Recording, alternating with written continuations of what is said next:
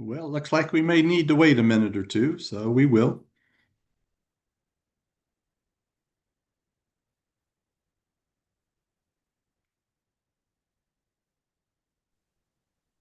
Judge Edwards, I have somebody reaching out to the other half right now. Certainly. We will stand by.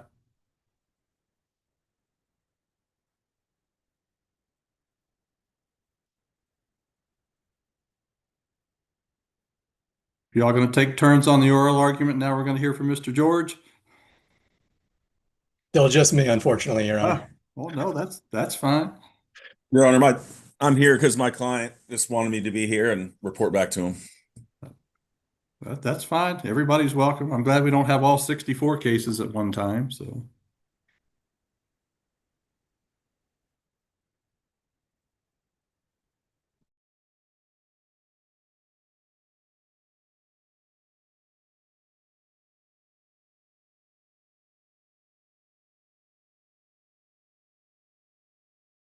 That's fine. Everybody's welcome. I'm glad we don't have all 60. All right. Mr. Clark, you can hear us? Yes, sir. I don't know why my Zoom didn't open. I had two calendar invites because I guess they got scheduled separately. I don't know how it happened, but I'm here and I'm sorry for the slight delay. That's all right. No problem at all. I appreciate counsel for both sides here being willing to accommodate our schedule and needs and switch from being in person to Zoom. So thank you very much for that.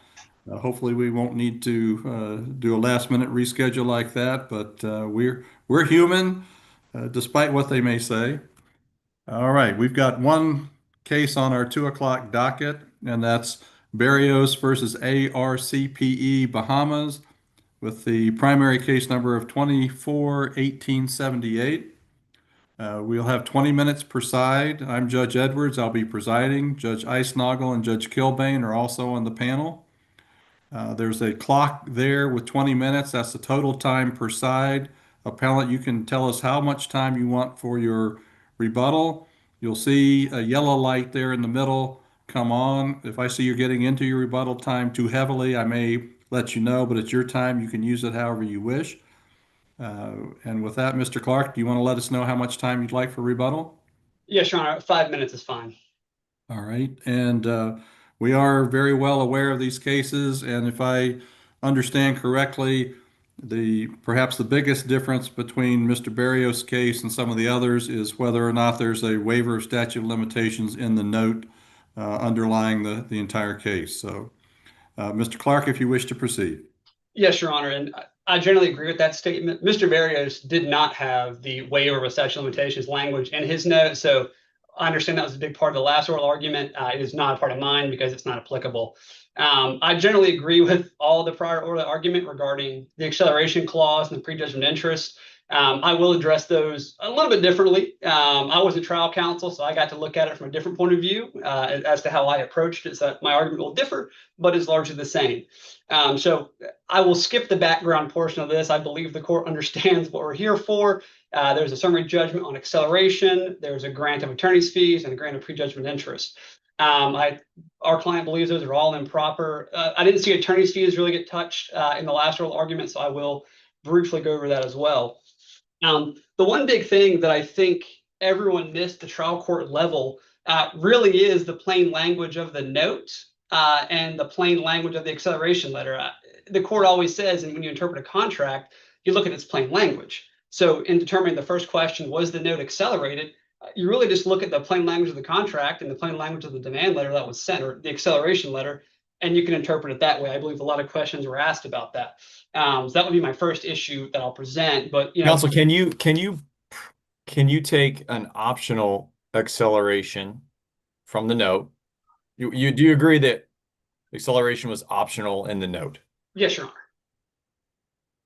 Is there any legal prohibition to then converting that to an automatic acceleration with something like a default notice? Well, so there is no legal prohibition to that. And you look at the plain language of the note. It tells you what you can do, which is if I'm in default, send me a letter, tell me the overdue amount that I owe. And then if I don't pay it within 30 days, the lender may accelerate the note. Now, obviously, may comes the flip side, may not. So if they sent the letter and said, hey, here's the advice, we can accelerate, period.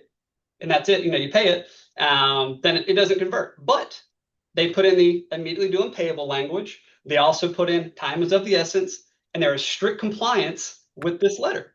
Those are all things that are in this letter. And it wasn't really touched in I noticed in their answer brief, and it wasn't touched in the last oral argument.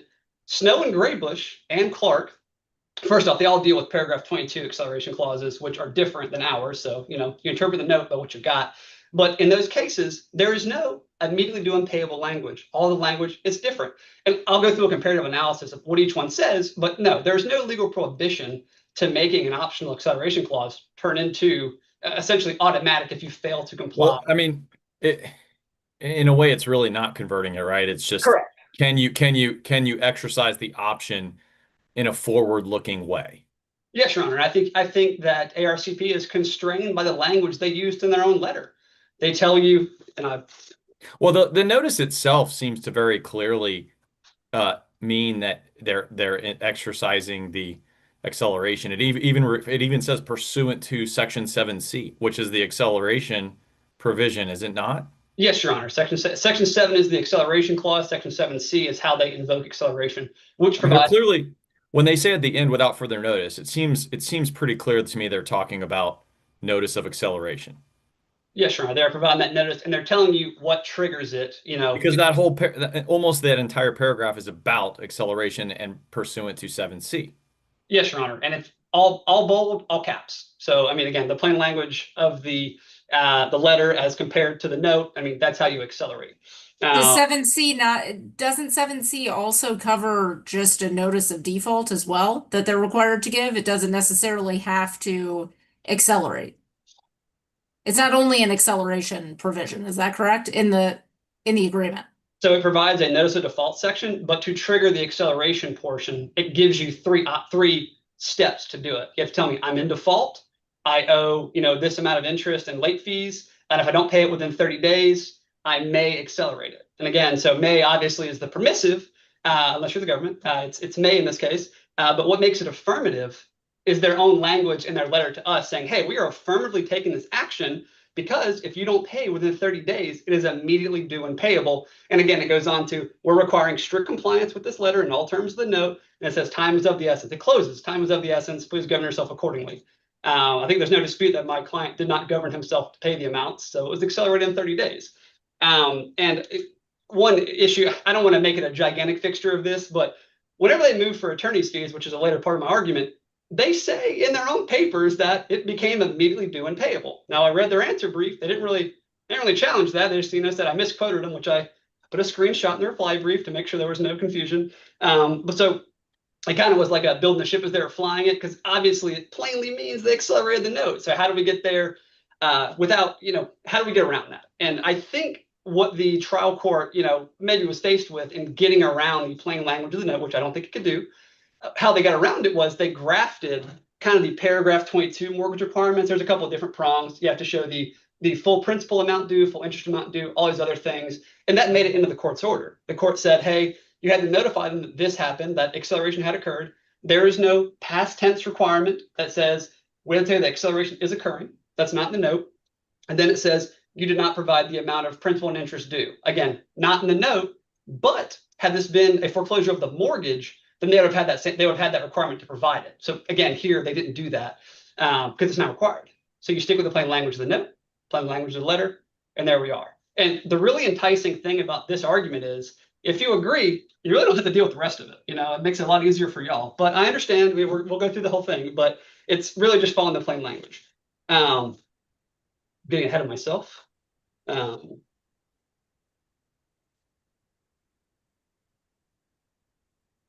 Counsel, while you look through your notes, you would agree that the only conditional part of the acceleration letter was whether your clients paid or not.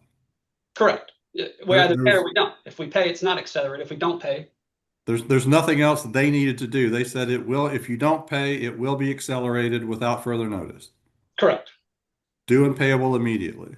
Yes, Your Honor. That's right. And again, the cases that they relied on to, kind of push back on that would have been Snow and Graybush, which again, those letters, I mean, I can go through the language of each of those to kind of orient the court. So the Snow language says, if you do not pay the full amount of the default, we shall accelerate the sum of both principal and interest due and payable, and invoke any remedies provided for in the note, security interest, including but not limited to the foreclosure sale of the property. So Snow tells you there's no immediately due and payable. They tell you what they're going to do afterwards. We're going to do, as Mr. Gottlieb said in the last oral argument, what's traditional. Traditional is in the law. That's maybe how they do it, but you don't have to, you don't have to do those things, especially if you put immediately due and payable in your letter explaining how acceleration is going to occur. Graybush has a very similar language. It says, if the default is not cured on or before December 17th, 2008, the mortgage payments will be accelerated with the full amount remaining accelerated and becoming due and payable in full, and foreclosure proceedings will be initiated at that time. That's conditional language. As Your Honor correctly pointed out, there is no conditional language here. If I don't pay, it's immediately due and payable without further notice to me. So there's nothing else coming. And to be honest, I felt kind of like the trial court's order was saying, oh, there should have been a second notice saying past tense, hey, it's been accelerated, provide the full amount that's due, principal, interest, things like that, which again, that may traditionally be how it's done, but that's not how the case law says it has to be done. Again, the standard is clear and unequivocal notice, and I don't know that you can be any more clear than all bold, all caps, pay without further notice, immediately due and payable. So again, I challenge the court to ask appellee what will become accelerated, immediately due and payable without further notice means to them, because I will note at the trial level, they didn't know. They said, oh, it could mean a foreclosure suit, or it could mean something else. We could send another letter. They gave options, but they wouldn't commit. I mean, I think now they have at least tacitly admitted that the language is supposed to be a reservation of rights to get attorney's fees to some degree. But again, I don't know that that's really going to carry the day for them, especially based on the plain language of the note and the plain language of the acceleration letter. Which, if there's no further questions on that, I'll step to my next issue. I just want to, looking at the Snow case, was that not conditional on the failure to pay and then we shall accelerate? Isn't that the same? Isn't that similar, if not the same, to what we have here? So one aspect of Snow, it makes it somewhat conditional, but it provides there will be extra steps to actually initiate the acceleration. So there's some conditional language, in my opinion, as to how that goes. And again, here and the court said that wasn't clear and unequivocal enough. So there wasn't immediacy language. Here we have immediacy language, which distinguishes it because it says immediately due and payable without further notice to you. So I mean that takes us outside of Snow because it does provide that immediacy language as the gap filler. We shall accelerate the entire sum of both principal and interest due and payable. Right, but it doesn't say immediately due and payable without further notice to you, because I think that's what the Snow court distinguishes, because it talks about having immediacy language. And in this case, it clearly has immediacy language that indicates to you that if you don't pay, that's it, it's accelerated. And again, so one of the areas I will concede that Snow, Graybush, Clark, a lot of those cases that have been issued are about paragraph 22 mortgage foreclosure cases. Again, the language and the factual posture of those cases are different than our case, but the standard applied to the context of our loan, what is clear and unequivocal under the note? And again, in this case, there's three things they had to do. They had to tell them they were in default, that there's an amount that was owed, and it had to be paid, and we may accelerate. The appellee complied with that portion in whole cloth, all bold, all caps, and indicated that if you don't pay it, it's immediately due and payable without further notice to you. So I think ruling this language has the immediacy language, I think is in line with Snow, but again, it doesn't impact the whole line of cases. It's not a stark departure from all the other cases. It is in line with those cases. But my next point, within the acceleration clause, again, we've talked a little bit about how the requirements of the acceleration works. In this case, we have also sought appeal of the attorney's fee award that was given to appellee. It's our opinion, first off, I know there's a jurisdictional question that the appellee raised. We believe this is discretionary. We are interpreting the acceleration clause, which contains the attorney's fee provision. So I think it's the court should exercise discretion to review this issue. Wait, hold on, counsel. Yes, sir. You concede there is a jurisdictional issue. Oh no, I can see they mentioned one. Okay. Well, let's you need to convince us we have jurisdiction, because that's not a discretionary thing, right? If we don't have jurisdiction, this issue. Sorry.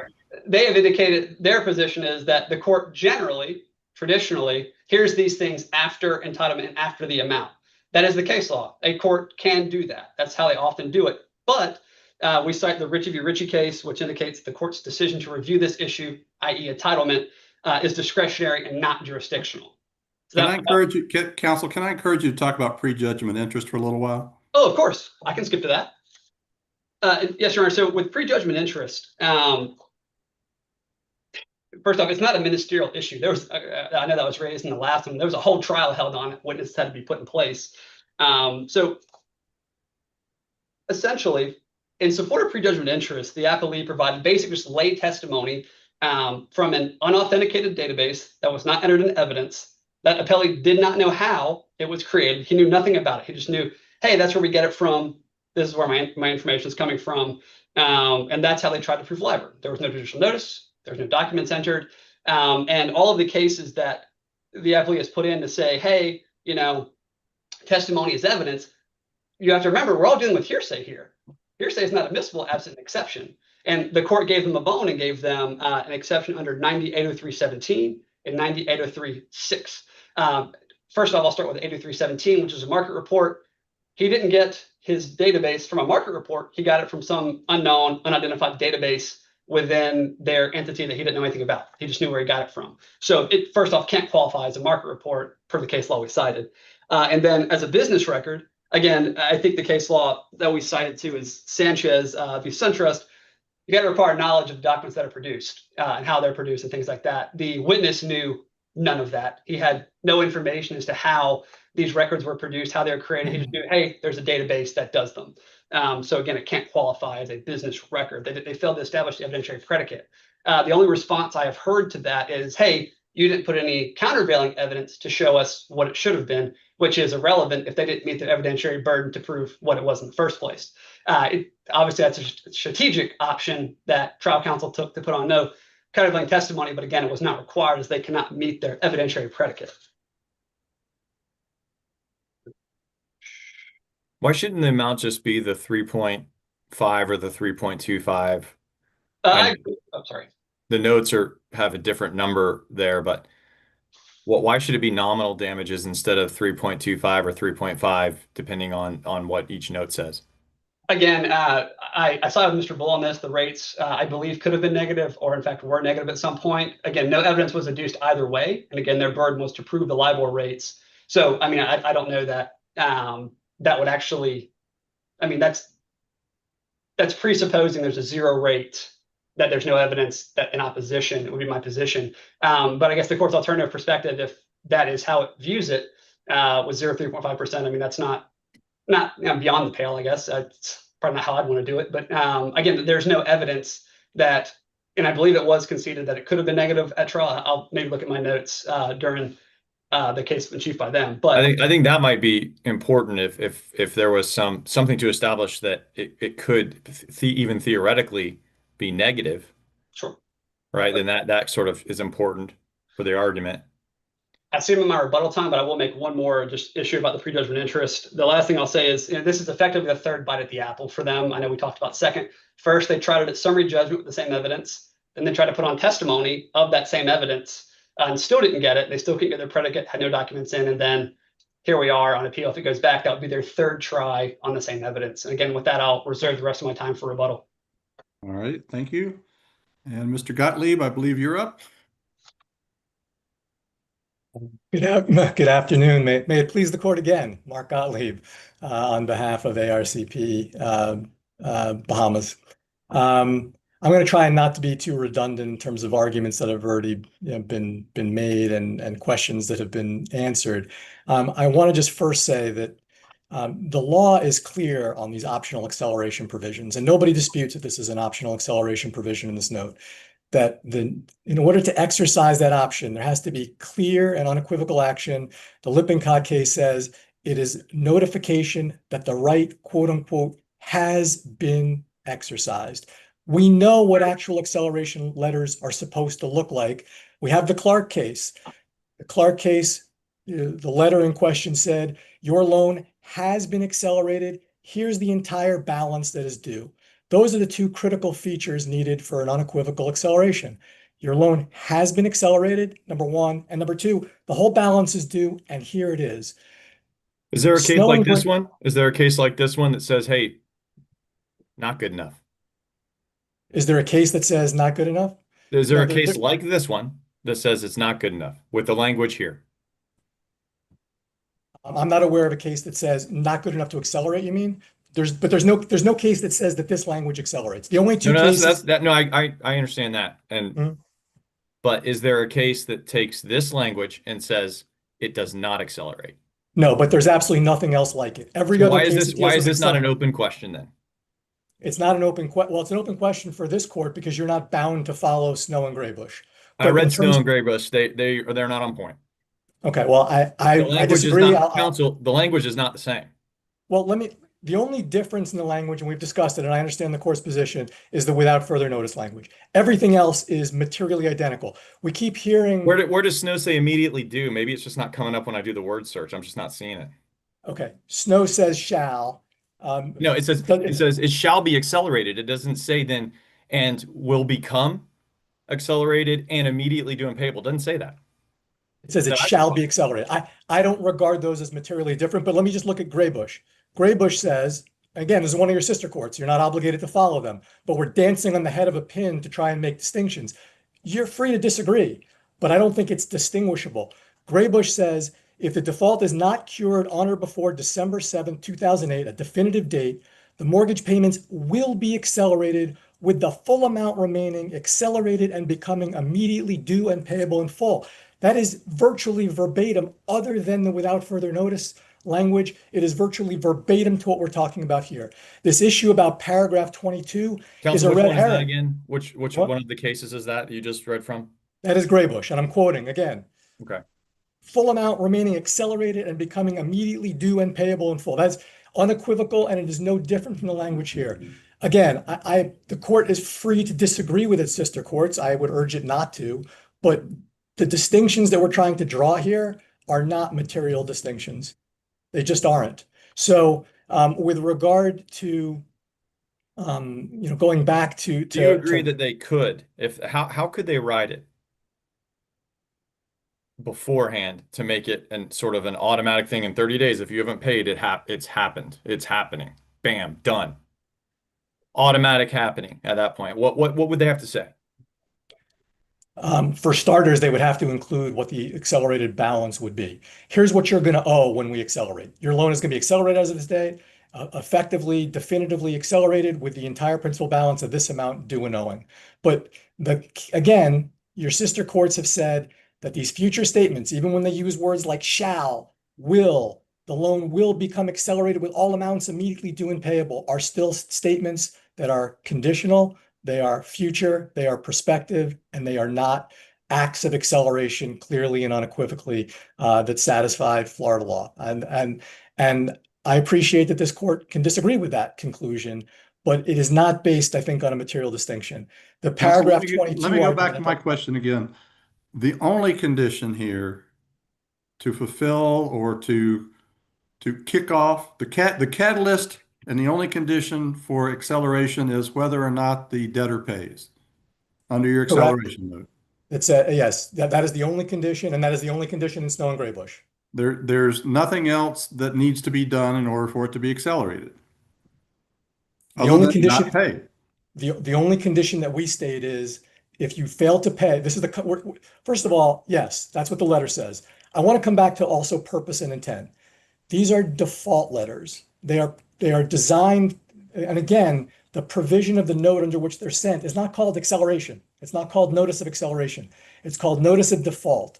The purpose and intent of these letters is to provide notice that you're in default, to provide an opportunity to cure, not by paying the full amount, but by paying the lesser cure amount, and by warning you of consequences that can happen if you don't do that. That's what these letters do. They do it across the board. But under your acceleration letter or demand letter, default letter, whatever you want to call the letters, you don't say we will tell you the full amount you owe. There's nothing else, no other information you're going to get, because when you say without further notice, that's what without further notice means, right? It's accelerated. If you don't pay within 30 days, it's accelerated, period. Well, I interpret that letter as you will get no further notice and opportunity to cure your default. And I understand if the court wants to interpret it a different way. The only problem with that is that sentence is about acceleration. That sentence is about acceleration. The sentence may be acceleration. The paragraph of the note, and I'm looking at it right now, is about default, and it's about cure. 7C? 7C is entitled Notice of Default. Not It might be acceleration, entitled not Notice of Default. acceleration. Is 7C also where acceleration is discussed? Yes, and the same thing is discussed in paragraph 22 of the mortgages that Snow and Graybush found to not constitute acceleration. Just to go back to that, I want to just touch on that point because there's been time spent talking about paragraph 22 and what the implications of that are. The differences between the notice provisions here and the notice provisions in paragraph 22 are immaterial. The note provides that the default notice should say that if a default is not timely cured within 30 days, the note holder, quote, may require me to pay immediately the full accelerated amount. Paragraph 22 says the same basic thing, that a failure to cure a default may, just like this one says, result in the acceleration of all sums due. They say the same thing. Notices of default go out pursuant to both. They go out to provide notice of here's the lesser amount you need to bring yourself current and avoid this consequence. If you don't do it, here's what will happen. They say the same thing. The third and fourth DCAs have said. Well, is there a difference between saying we will or we shall accelerate versus will become accelerated? No, Why not? especially because, well, first of all, Graybush says exactly the same thing. It says payments will be accelerated. Counsel, I get that, but I want to know why, because as you've recognized numerous times now, we're not bound by that. Exactly. Right? And we disagree with the fourth when we need to, and it's happened many times, and they've disagreed with us. So we need to know why. Not that Graybush did it, but we need to know why it's right.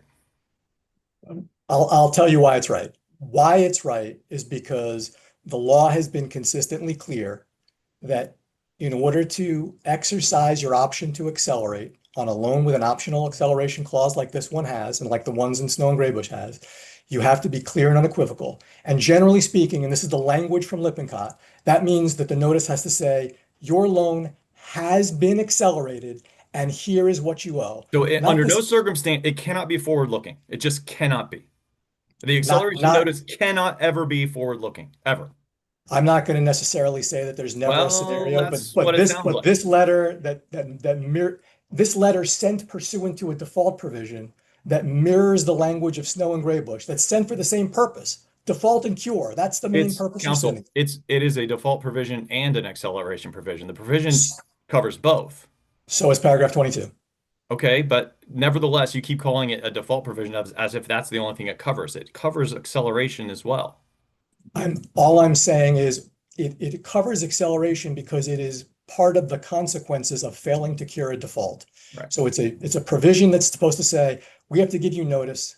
We're giving you a chance if you don't do it within a certain amount of time. It covers the provision of notice, the opportunity to cure, and it states the lesser amount that you need to avoid this consequence. And if you don't do it, it sets forth those consequences. It also says, and I think it's just important to point this out, it also says, the default letter itself says, note holder reserves the right to exercise any and all rights and remedies. Not that we're exercising rights, we're reserving rights to exercise any and all remedies that we might have under this thing, including rights to accelerate, including rights to foreclose. There's a reservation. Counsel doesn't say it doesn't say those things. It says including initiating legal proceedings. It doesn't say the right to accelerate in that provision. It says all of the rights and remedies. Right. And then including. I read including as including without limitation. It starts with all of the rights and remedies. We're reserving all of our rights and remedies. Okay. That would encompass the right to accelerate.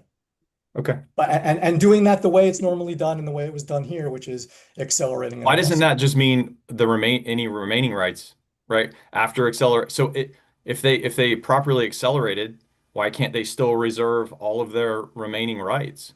Like if acceleration is done, then that's off the table. It's in the rearview mirror. True, if it had been done, but it hadn't been done because well, that's the question, right? So I guess my point is I'm not sure that language you're pointing to is really terribly helpful.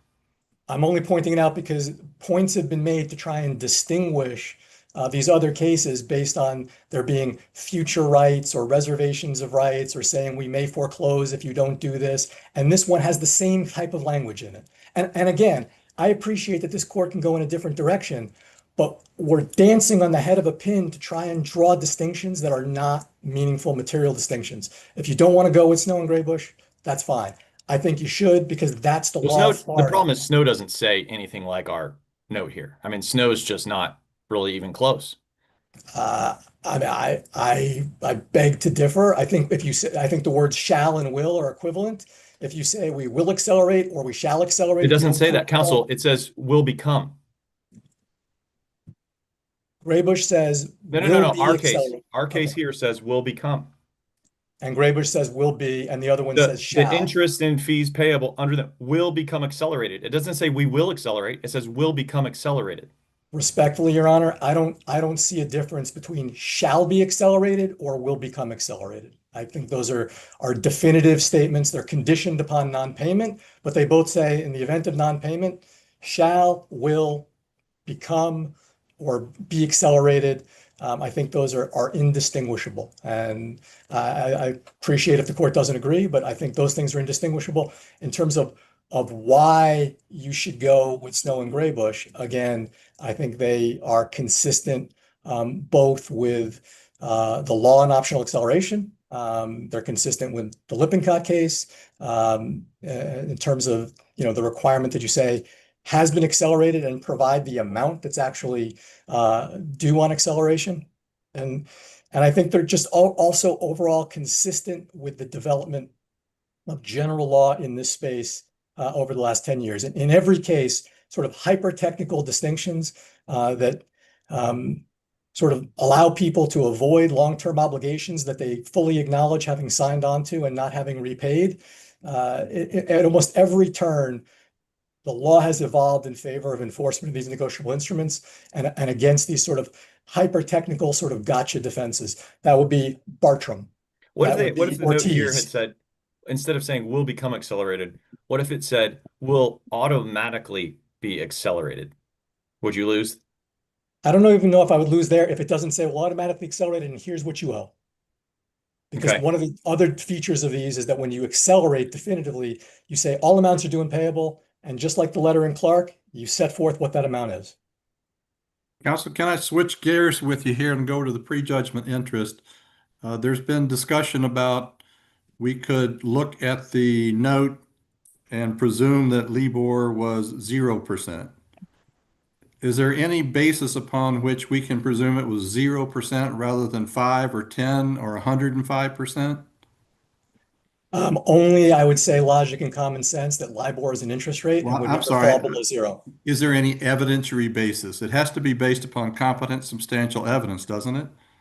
I think on this issue as to whether there's a floor, not what the amount would be with LIBOR, but can we presume that if LIBOR was zero, there was no LIBOR, LIBOR was just absent from the equation, there would still be a floor of 3.25%. There is no evidence to suggest what I believe is an illogical presumption that LIBOR would have sunk below 0%. So if you remove LIBOR from the equation, we would be entitled to 3.25%. Because that's the index that's added to LIBOR to establish the interest rate. And at some point there was, they quit reporting LIBOR, or Brescher got it from his interest rate from some other source. Is that correct? Yes, they quit reporting LIBOR and then it went to SOFR, which is the overnight funds rate, secured overnight funds rate. Nobody disputed that the loan documents provided that in the event the index went out of Right, they could choose existence. something else, but there was And nobody disputes that SOFR was the thing, and he testified similarly to that as he did to LIBOR. right, but in nowhere was the LIBOR or the overnight rate ever explicitly stated for any change date for the borrowers, correct? The same discussion we had last time, he referenced that he did that exercise. He didn't announce the rate as of the change dates in his testimony. That's it for me, so I'll turn to my colleagues. Or you. Counsel, can you give me using grammar, a grammatical analysis? Why without further notice refers to a cure notice as opposed to an acceleration notice? Well, grammatically, I'm not sure what you're exactly asking me to do. Well, in other words, I'm trying to interpret this notice that was sent, right? That's what we're trying to do here. And we have this very long sentence in bold and all capitals that references at the beginning of the sentence, please accept this as written notice pursuant to section 7C, which deals with defaults as we've established and also acceleration. Then it says if you do not remit payment for all overdue amounts, the entire outstanding principal plus accrued and unpaid interest and fees payable under the note will become accelerated and immediately due and payable without further notice to you. So the question becomes what is without further notice? What notice are we talking about? Are we talking about a notice of acceleration, or are we talking about a cure notice? Can you give me some grammatical rules that would help us resolve what that sentence means? I'm not sure that I can give you grammatical rules. I can only say that in the context of the provision, which is again a default provision, and then comparing it to Snow and Graybush, which similarly say this will happen if you do not tender the cure amount. They don't suggest that further notice is going to happen. The only thing that would be left to happen would be legal action. The addition of that without further notice language, I think, is indistinguishable from Snow and Graybush. In terms of grammatically, I can only say that in the context, reading that in the context of this provision, which is and the ultimate notice, which is providing default and cure, that what they're saying is we're not giving you any more notice to try and avoid this problem. Whatever happens next will happen next. Is the doctrine of the last antecedent applicable here or no? Candidly, I have to work on my grammatical principles. I can't tell you what the doctrine of the last antecedent says. All right. And I know none of that's been briefed by the parties in terms of grammatical. Correct, but this is a question of law. We have to decide what this means. I understand, and I think that looking at it in context, comparing it to Snow and Graybush, understanding that these notice provisions are primarily about notice of default and cure and warning of consequences to follow if you don't do that, that in that context, that's a fair reading of this provision, similar to the way the courts read the provisions in Snow and Graybush. And I don't think that we're going to now be asking lower courts to try and draw distinctions between this and Snow and Graybush based on this without further notice language that even the court is struggling to interpret. I don't think they result in a material difference. I know I have very limited. Yeah, sorry. Go ahead. No, I was going to move to something else. So I don't want to. I wanted to ask about 7C, the notice of default. Is the notice? Are you required to give notice for the default and the acceleration, or what is that? What is the notice that you're required to give based on 7C? I think the notice that we're required to give is for default, because we have to give them an opportunity, 30 days, to cure that lesser default amount before we can proceed with acceleration and foreclosure. So is there ever an obligation to give specific notice of acceleration in this agreement, or is it only controlled by that 7C? It's only controlled by 7C. There's no separate language other than this. Just very quickly, and I know my time's limited. On this entitlement to attorney's fees issue, two things. Again, I don't think it's right, but the other thing is, in going back and looking at the briefs, they didn't raise entitlement or challenge entitlement in their initial brief in this case. They only raised the issue of attorney's fees to try and argue that by claiming them in the way we claim them, that should have stopped us from arguing that this default letter didn't accelerate the loan. And so I'm not sure that it's right, because I don't think it's properly framed, and jurisdictionally, I don't think it's right. I would just say, if the court will indulge me, and if you won't, that's fine, that a fair reading of this provision is that we are entitled to attorney's fees if we prevail in this action, regardless of how the entire sum became due and payable. We did not need to allege, and we did not allege, that the only way we could recover fees was if there had been a prematurity acceleration and default and then a lawsuit. The loan also says that all amounts are due and payable when the loan matures and the balloon happens, and that entitles us to fees because All right, that's counsel, all thank amounts you. that come to and payable. Thank you. Thank you. And I'll ask our marshal to add a minute onto Mr. Clark's time if that's easy enough to do. Let's make it, there we go. Just like the referee at the ball game. Okay, Mr. Clark, you now have 5 minutes and 16 seconds for your rebuttal. Thank you, Your Honor. Counsel, where's the notice requirement for an acceleration, right? I think that's a fair point. If we look at the provision, C, does it contain a requirement that acceleration have that there be notice of that? I mean, there's a clear requirement for a notice of default. So yeah, so I know the heading says notice of default, but it tells you how the lender exercises its option to provide a notice of intent to accelerate. It says may accelerate the amount, and that tells you how it's done. But where does it say that in order to accelerate, there has to be a notice?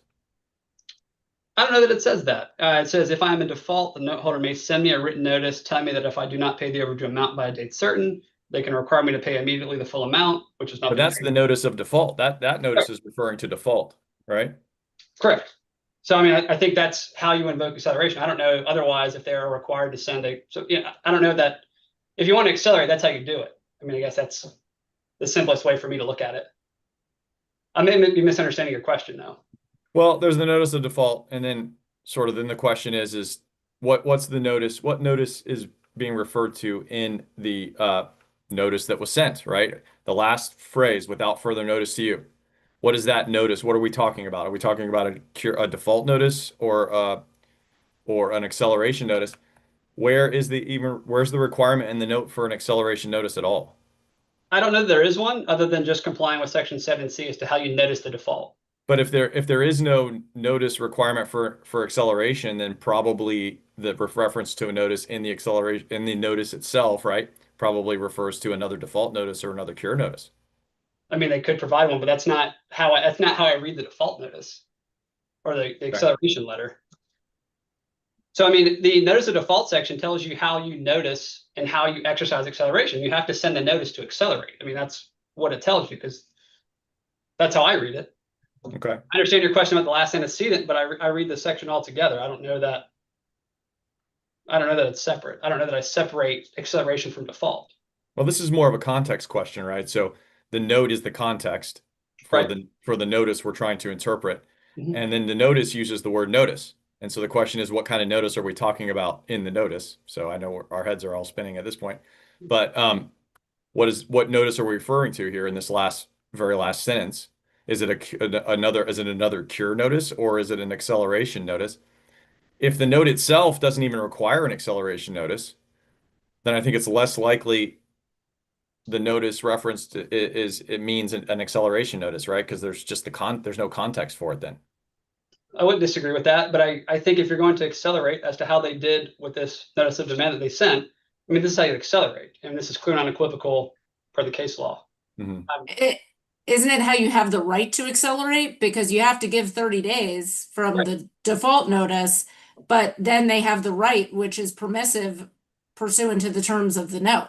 Correct. And they exercise that permissive authority in this letter by the plain language of the acceleration letter saying. How did they do that? Didn't they just prepare to do it in the event that you didn't meet that condition?